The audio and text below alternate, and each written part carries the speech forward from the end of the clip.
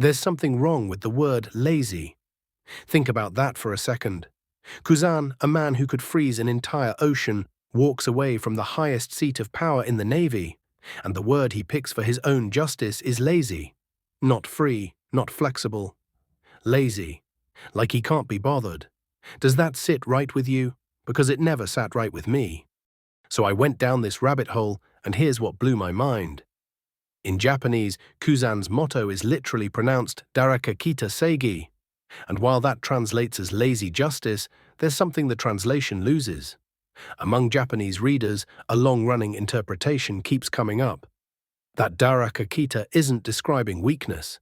It's describing justice that adapts, instead of forcing itself onto reality, a belief system that reads the situation first, then decides.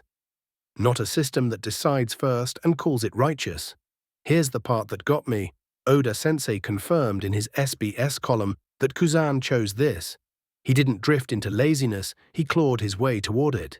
He started with Moe Oagaru Seigi, blazing justice, fire, conviction, the Navy's way. And after Ohara, after watching the system he served massacre innocent people with a buster call, he sat with that contradiction for years. And then, deliberately, he chose something colder, something that didn't burn things down just to call it right. Did you notice that? The man went from fire to ice, not just as a power, as a philosophy. And this is where Kuzan stops being a rogue admiral and becomes something else entirely. Because now he's inside Blackbeard's crew. Ship captain, 10th seat. Watching. And Japanese fans have been saying this for years. Kuzan isn't lost. He's positioned. I can do things outside the Navy I couldn't do inside it, he told Smoker. There are things you can only see from the outside. That's not a man who gave up. That's a man who chose the only vantage point left that no one controls. He froze Garp, his own master, the man who raised him, and even then, the latest chapters suggest he made sure Garp survived. Whether that was mercy or calculation, we don't know yet. But it wasn't nothing. Maybe Kuzan accepted becoming the villain in his own story so the people he loves could keep living in theirs. That one line, I keep coming back to it.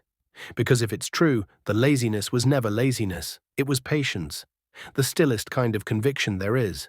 Oda-sensei has always made the most dangerous characters the quiet ones, the ones who stopped performing their values and just became them. Kuzan doesn't carry a banner anymore. He doesn't need to. The question I can't shake is this. If protecting the people you love meant everyone, including them, had to believe you'd crossed the line, could you hold that silence?